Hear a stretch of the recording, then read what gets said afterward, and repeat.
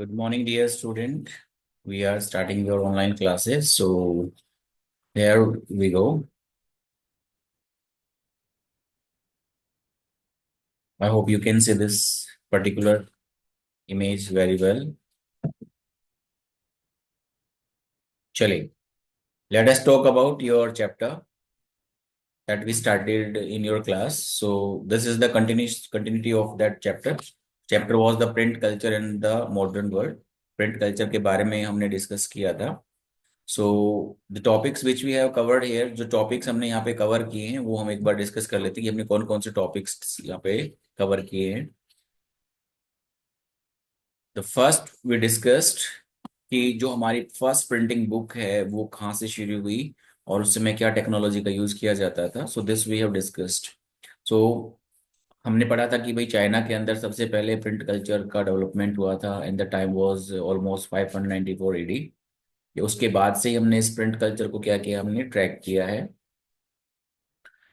जो किताबें होती थी वो चाइना के अंदर सबसे पहले प्रिंट की जाती थी and the technique was the wood block techniques. जो हमने बात की थी कि जो चाइना के अंदर बुक्स प्रिंट होती थी वो वुड ब्लॉक टेक्निक से प्रिंट होती थी. और उसमें जो मेजर बुक है जो हमने पढ़ा था कि जो हमारे पास अकॉर्डियन बुक के नाम से है चाइना के अंदर, द वेरी फर्स्ट बुक जो मैंने आपको बोला था यू हैव टू अंडरलाइन, जो सबसे पहली किताब हमारे पास बनी थी अकॉर्डियन बुक के नाम से बनी.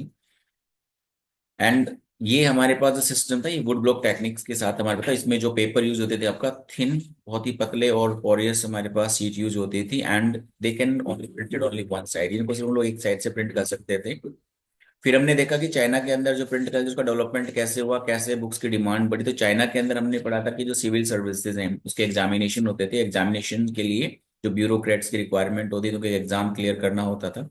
For that exam they demanded for the book. तो उस एग्जाम को क्लियर करने के लिए बुक्स की डिमांड बढ़ी और बुक्स की डिमांड को लेकर प्रिंटिंग कल्चर में बढ़ावा हुआ और नंबर ऑफ बुक्स को प्रिंट करना शुरू किया, स्पेशली एग्जाम वगैरह के लिए तो प्रिंट करना शुरू किया गया.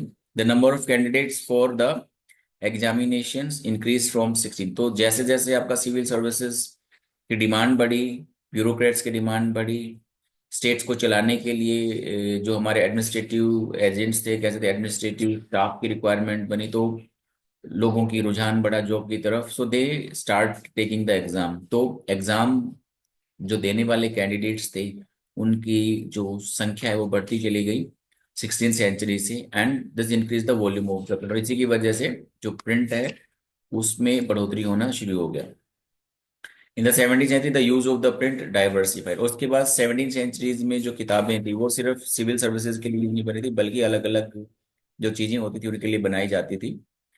मर्चेंट्स जो थे वो यूज करते थे बुक्स को डे टू डे की लाइफ में, जो भी उनको अपना लेखा जोखा रखना है, किसी को पैसे उधार दिए हैं, बोरो किया है, या फिर किसी से पर्टिकुलर अपने जो ट्रेड है उससे रिलेटेड जो इन्फॉर्मेशन होती थी उसको सेव करने के लिए इस्तेमाल करते थे.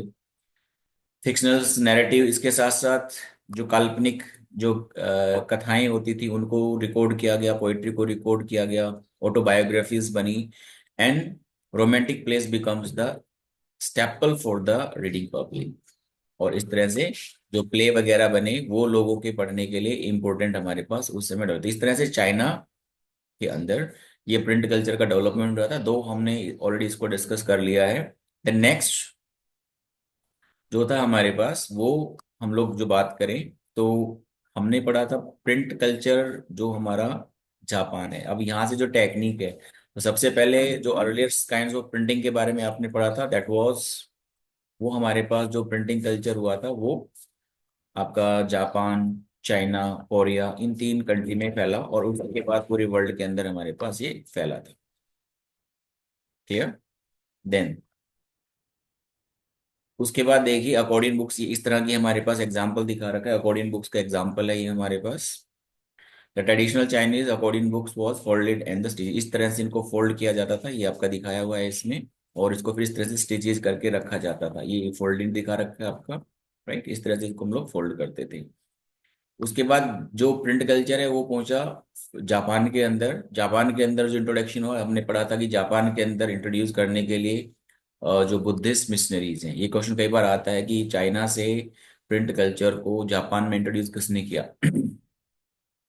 So this was the Buddhist missionaries. तो बुद्धिस्ट मिशनरीज ने इस बुक इस प्रिंटिंग टेक्नोलॉजी को जापान में इंट्रोड्यूस किया, and the time was almost 768। Japan में ये लगभग 768 770 इसी के आसपास यहाँ पर क्या होता है आपका इंट्रोड्यूस होता है। टेक्निक्स हमारे पास वही होती है जो चाइना के अंदर होती थी, वुड ब्लॉक टेक्निक से। देन इन्होंने अपनी जो फर्स्ट बुक बनाई वो थी डायमंड सूत्रा। बुद्धिस्ट ने डायमंड सूत्रा पहली बार प्रिंट किया, और इसका जो प्रिंट हुआ है वो आपका लगभग 868 के आसपास हुआ, जो सबसे पुरानी बुक मानी जाती है जापानीज की, the oldest book of Japan. तो अगेन इसके लिए भी क्वेश्चन आता है कि आपका ओल्डेस्ट बुक जापान के अंदर जो बनी है वो कौन सी है आपकी, तो आपको आंसर इसमें आपका डायमंड सूत्रा है, क्योंकि एमसीक्यूज भी इसमें हमारे पास आपको कवर करते हुए चलने हैं। अब इसके बाद धीरे धीरे करके टेक्नोलॉजी बढ़ी, जापान में पिक्चर्स को प्रिंट करना शुरू किया। पिक्चर्स को प्रिंट करने के लिए दे यूज टू प्रिंट ऑन, किस चीज पे प्रिंट करते थे, कागज के साथ साथ टेक्सटाइल हो गया, प्लेइंग कार्ड्स होते थे उन पे, और पेपर मनी वगैरह था, इनको क्या किया उन्होंने प्रिंट करना स्टार्ट किया, जिसपे ये पिक्चर्स वगैरह प्रिंट करते थे। इसके साथ साथ जापान में भी धीरे धीरे करके फिर बुक्स की डिमांड बढ़ी। लाइब्रेरीज और बुक स्टोर्स को क्या किया गया आपका, किताबें जब ये बनना इजी हो गया तो देवर पैक्ड, मतलब बहुत ज्यादा संख्या में किताबों को प्रिंट किया गया। और ये जो टेक्निक यूज करते थे आपका हैंड से जो प्रिंट की जाती थी, मीन्स प्रिंटेड मटेरियल जो हाथ से होता था वो करते थे हमारे पास, लाइक मैन्युस्क्रिप्ट्स हम बात करेंगे आपका लेटर ऑन सेशन के अंदर, और वेरियस टाइप ऑफ लाइक, और इसमें जो किताबें होती थी उनमें भी अलग अलग तरह की किताबों को प्रिंट किया जाता था। बुक्स ऑन विमेन, विमेन को लेकर, विमेन के लाइफस्टाइल को लेकर किताबें होती थी। म्यूजिकल इंस्ट्रूमेंट्स, म्यूजिक के लिए जो इंस्ट्रूमेंट्स होते थे कैसे उन पे उनको प्ले करना है, तो ये सब किताबें बनी। कैलकुलेशंस से रिलेटेड बुक्स बनी। जापान में एक बहुत इंपॉर्टेंट आपका सेरेमनी होती है, टी सेरेमनी, राइट, तो उसके लिए इसको ओचा एरिमनी बोलते हैं हमारे पास, ओचा सेरेमनी कहते हैं हमारे पास, राइट। सो इसको इंट्रोड्यूस किया गया। आपका फ्लावर अरेंजमेंट, ये वहाँ का कल्चर जो डेवलप हुआ, इन्हीं चीजों को लेकर कैसे पर्टिकुलर एटिकेट मैनर्स कैसे सिखाए जाएं, ये सब किताबें बनी। और इसके साथ साथ कुकिंग और फेमस प्लेसेस के बारे में वहां पर किताबें बनना शुरू हुई हमारे पास, राइट। तो इस तरह से हमारे पास ये किताबें बनी। जापान के अंदर टेक्नोलॉजी को क्या किया गया आपका, बुक्स को इंट्रोड्यूस किया गया। एंड आफ्टर दिस, इसके बाद जो हमारे पास नेक्स्ट जो कह सकते हैं आपका, जो बुक्स का इंट्रोडक्शन हुआ यहाँ से, then we can talk about from the China से जापान में ट्रेवल किया। जापान से फिर हमने पढ़ा कि अ, यूरोप से जो आपका एक्सप्लोरर है वो यहाँ पर आते हैं। एक्सप्लोरर का नाम मार्को पोलो है। He came to China, he visited in China for many time, for many days, many years, and he learn this technology. Technology again हमारे पास अगर हम बात करेंगे तो टेक्नोलॉजी हमारे पास फिर से वुड ब्लॉक टेक्निक्स को ही उसने क्या किया था आपका, इंट्रोड्यूस किया था। ठीक है, ये हमारे पास बुक दिखा रखी है आपकी डायमंड सूत्रा, जो फर्स्ट टाइम, इसमें देखो एक आपका टेक्सटाइल दिखाया हुआ है, टेक्सटाइल के ऊपर फिर ये हमारे पास आपका पिक्चर्स वगैरह बनी हुई है हमारे पास। तो इस तरह से ये बुक्स प्रिंट होती थी। इसके बाद जो नेक्स्ट हमारे पास टेक्नोलॉजी आई वो यूरोप में ट्रांसफर हुई। चाइना से सारी टेक्निक्स जापान में गई, जापान से अब this techniques reach to the European countries. अब उसके बाद यूरोपियन कंट्रीज से फिर वापस ये जो कह सकते हैं आपका टेक्नोलॉजी है वो वापस आपका एशिया में, चाइना में, इधर हमारे पास ये डिस्ट्रीब्यूट हुई है हमारे पास। तो इसमें हमारे पास prints comes to Europe. Europe में कैसे हमारे पास प्रिंट्स आया, that's we are going to talk. कि जैसे मैंने नाम बताया Marco Polo, he came to visit in Asian country, China specially अगर हम बात करें 1295 के आसपास वो चाइना में आते हैं। ग्रेट एक्सप्लोरर हैं, रिटर्न टू इटली, यहाँ पर काफी समय बिताया उन्होंने चाइना के अंदर, understand the techniques of the wood block and return to his own country Italy. तो कई बार क्वेश्चन आ जाता है कि मार्को पोलो कौन से कंट्री से बिलोंग करता है, तो वो आपका इटली से बिलोंग करता था। And he came in China from 1295। वो वापस जाता है और जो चाइना है उसकी जो टेक्निक है उसको अपने कंट्री में इंट्रोड्यूस करता है। जैसे वहां पे इंट्रोड्यूस करता है ये टेक्निक धीरे धीरे करके आसपास के एरिया के अंदर फैलती है, पूरे यूरोप के अंदर फैलना शुरू होती है। Then this printing begins in Italy and traveled other parts of the European country. This, as I told you कि जो ये टेक्निक है हमारे पास चाइना से जापान में गया, जापान से फिर हमारे पास यूरोपियन कंट्री में गई, और यूरोपियन कंट्री के स्पेशली इटली में इसको इंट्रोड्यूस किया गया था चाइना से, एंड देन लेटर ऑन आसपास के जितने भी कंट्री थे सभी में ये फैल गया। कहने का मतलब हुआ कि जो प्रिंट टेक्निक है पूरी यूरोप के अंदर फैल गई है। अब वहां पे जो पेपर है वो vellum, it was a paper which was made up of the skin, जो हमारे पास स्किन से बनता था उस पे हमारे पास प्रिंट करते थे। हाँ, ये वेलम जो पेपर है हमारे पास was a preferred material for the printing. ये वेलम होता था जिस पे कह सकते हैं आपका जो लग्जरी या रिच पीपल वो क्या करवाते थे, आपका प्रिंट करवाते थे, जिसपे आपका लग्जरी एडिशंस जो प्रिंट किए जाते थे।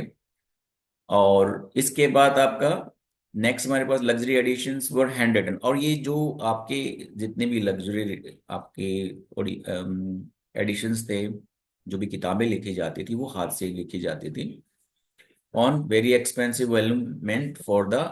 और ये जो बनाया हुआ था हैंड रिटन, हालांकि वुड ब्लॉक टेक्निक्स आ गई उसके बाद भी जो आपका एरिस्टोक्रेसी है that did not prefer the wood block techniques, अभी भी वो हैंड रिटन टेक्निक्स को ही प्रेफर करते थे, राइट। देन उसके बाद 15th सेंचुरी में would blocks were widely use. फिर धीरे धीरे करके जब ऑब्वियसली बात है बुक्स की डिमांड बढ़ी, तो डिमांड बढ़ने की वजह से यूरोप में 15वीं शताब्दी से अलग अलग मटेरियल पर जो हमारा वुड ब्लॉक टेक्निक है उस टेक्निक से ये प्रिंट होना क्या पे हमारे पास शुरू हो गया।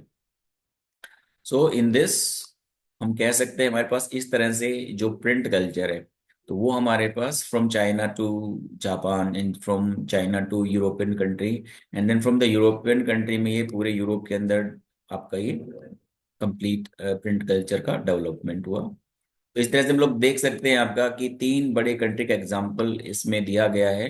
तो इसमें जो मेन चीज हमें याद रखने की वाली है वो मैं एक बार फिर से रिवाइज कर देता हूँ। ठीक है, कि जो चाइना है वहाँ पे जो प्रिंटिंग टेक्निक है वो सबसे पहले इंट्रोड्यूस होती है, सबसे पहले। इवन शायद हमारे यहाँ पर भी अगर हम बात करेंगे तो हमारे पास मैन्युस्क्रिप्ट्स का यूज करते थे, लेकिन जापान के अंदर जो प्रिंटिंग टेक्निक है दैट इज आपका जो आपका होता था वो आपका वुड ब्लॉक टेक्निक से ये लोग प्रिंट करते थे। दिस टेक्निक की वजह से बुक्स की डिमांड बढ़ी, और बुक्स की डिमांड बढ़ने के हमने दो कारण मेन पढ़े इसमें। पहला कारण हमने पढ़ा कि जो चाइना है, चाइना के अंदर इंपीरियल जो स्टेट्स होता था उसके सिविल सर्वेंट्स की रिक्वायरमेंट होती थी, तो सिविल सर्वेंट्स के रिक्वायरमेंट को पूरा करने के लिए सिविल सर्विस का एग्जाम कंडक्ट कराया जाता था, और सिविल सर्विस के एग्जाम को कंडक्ट कराने के लिए बुक्स पढ़ने की आवश्यकता होती थी, इसलिए बुक्स की डिमांड बढ़ी। दूसरा, जो ट्रेडर्स होते थे उन लोगों को अपने डे टू डे जो वर्क होते थे उनको और मेंटेन करने के लिए किताबों की आवश्यकता थी, या तो इसलिए उन्होंने इसको अपना रिकॉर्ड बनाने शुरू कर दिए, जिसकी वजह से यहाँ पे बुक्स की डिमांड बढ़ी। देन चाइना से हमारे पास जापान में ये टेक्निक जाती है, और जापान में हमने पढ़ा जो ओल्डेस्ट टेक्निक या ओल्डेस्ट बुक जो हम कहते हैं आपका जो इससे बनी है हमारे पास, वो बुद्धिस्ट मिशनरीज के द्वारा बनाया गया डायमंड सूत्र है, राइट। उसके बाद जापान में प्रिंटिंग टेक्निक्स के अंदर इमेजेस को इंट्रोड्यूस किया गया, और इमेजेस के लिए हम अगर बात करें तो वो प्रिंट जो किया जाता था आपका वो टेक्सटाइल पे प्रिंट होता था, या फिर आपका पेपर जो होते थे, करेंसी होती थी उसको प्रिंट करते थे, या फिर आपका जो प्लेइंग कार्ड होते थे उनको प्रिंट करते थे। तो इस तरह से हमारे पास ये दो कंट्रीज में ये डिस्ट्रीब्यूट हुआ है हमारे पास। So dear student, you have to work on this. इस तीन पार्ट को थोड़ा अच्छे से करेंगे, और उसके बाद फिर हम इस चैप्टर को कंटिन्यू करेंगे ताकि आपको थोड़ा थोड़ा समझ में आए। इसके बाद जैसे हम बात करें तो प्रिंट कल्चर यूरोपियन कंट्री में पहुंचा। यूरोपियन कंट्री में जो एक कैंडिडेट का नाम हमने जाना जो मार्को पोलो है, दैट एक्सप्लोर इन चाइना, काफी लंबे समय तक चाइना के अंदर घूमता रहा, नॉलेज को गेन किया, गेन करने के बाद वुड ब्लॉक टेक्निक्स को इटली में जाके इंट्रोड्यूस किया। And after introducing that technology into the Italy, later on this technique become famous into the European country. European country में काफी famous हो गया। And after European country, तो बाकी यहाँ पर जो आगे हम पढ़ेंगे इसमें वो जो आपका गुटनबर्ग्स का प्रिंटिंग प्रेस के बारे में आप लोग पढ़ेंगे। उसके इंट्रोड्यूस होने के बाद फिर से वापस ये China, Asia, Japan, in country में वापस इंट्रोड्यूस किया गया। I hope you got it and this will be a useful video for you. Please, ये जो आपका इसमें है इन तीनों जो आपके टॉपिक हैं चाइना, जापान और यूरोप, इसमें से डेफिनेटली आपसे क्वेश्चन पूछा जाता है, चाहे वो एमसीक्यू पूछ सकते हैं आपसे, 3 मार्क्स का क्वेश्चन पूछ सकते हैं आपका, या फिर क्वेश्चन आता है आपका trace the history of the print into the Europe, print into the China and print into the Japan. तीनों में से कोई भी क्वेश्चन आपसे पूछा जा सकता है। सो आप इसको अच्छे से करना, और कोई क्वेरी होती है तो आप मेरे से कंफर्म कर सकते हैं आपका। Thank you.